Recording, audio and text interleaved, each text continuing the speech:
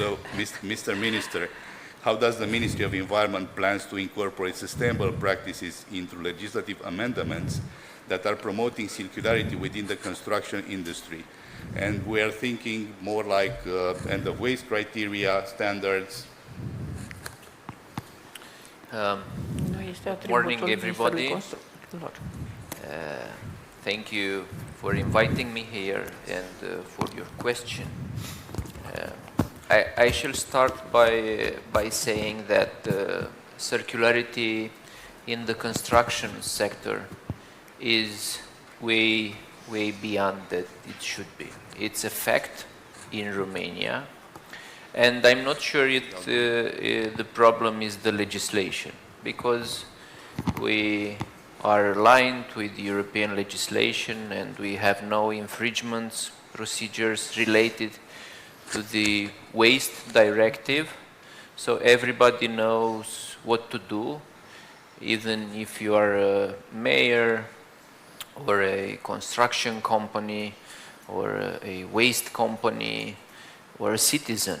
But in fact, what's happening in real life is that if you are a private citizen and you have to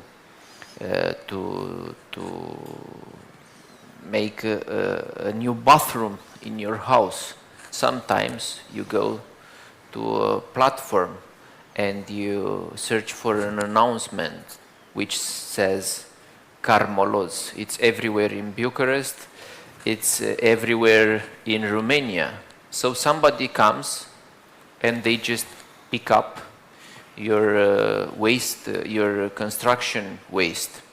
So nobody's asking where it will be bring, where it will be treated, where it will be deposited. And this is the reason why we still have maybe hundreds or thousands of illegal waste, construction waste fields where it's just being deposited. So of course that this is a small part of the subject, but I wanted to be honest with you and to start this way, because the main problem is not the legislation itself, but how it's being applied. So going back to what happened in the last years, we have invested hundreds of millions into collection points. We call them voluntary collection points, and there's a fraction for construction waste there. So if you clean your house or you are going to refurbish your own apartment, there's a place in your village or in your town where you can bring your old furniture, your sofa, the bags with the construction waste, and you can do it voluntarily. But going back to companies and to the huge amount of buildings that are being constructed each year in Romania, and we build a lot, and this means in most of the cases that we demolish a lot, because sometimes it's happening this way. We demolish the old buildings to build new ones, and it's not addressed properly. We need to invest a lot in the treating facilities, and I'm glad that checking the first 26 recycling factories that we are financing in Romania throughout the National Resilience and Recovery Plan, at least 5 of them, if I remember correctly, are companies that treat the construction waste, which is a good thing, because we have great companies in the PET sector, in the aluminium recycling, in the glass recycling, but when we talk about sorting, treating, and reusing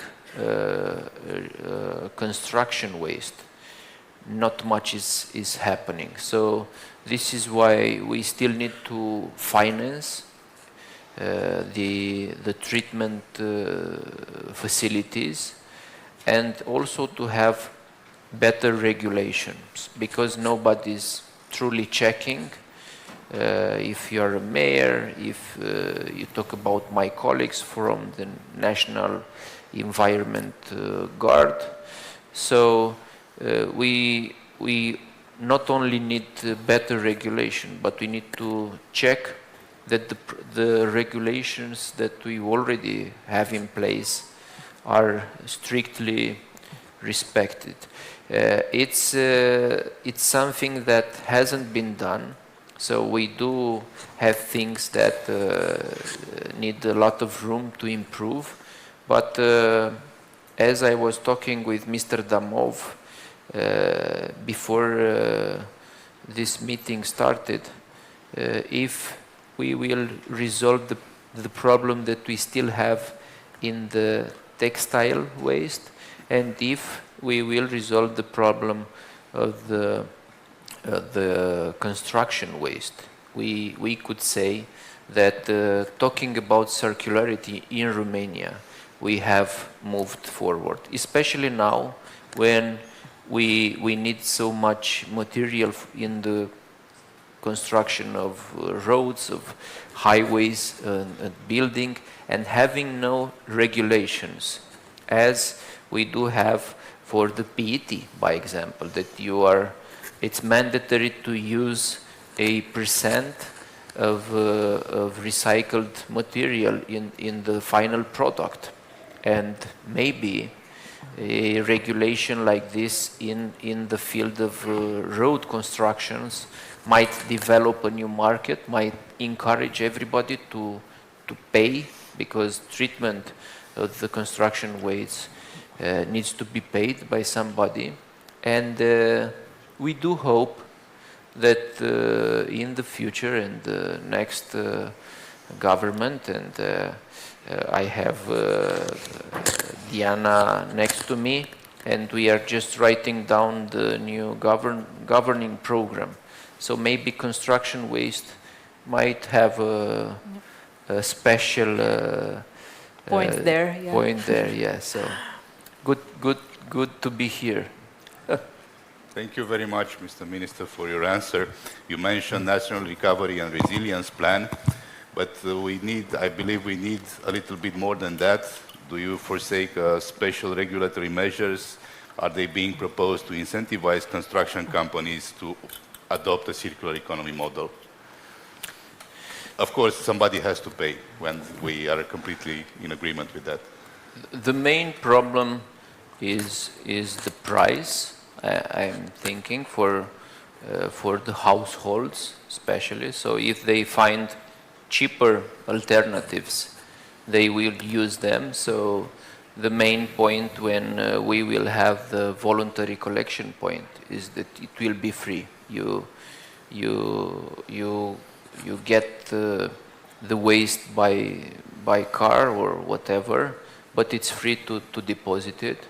And speaking about companies and encouraging them to invest into the circularity of construction waste, I have just said we have hundreds of millions available for the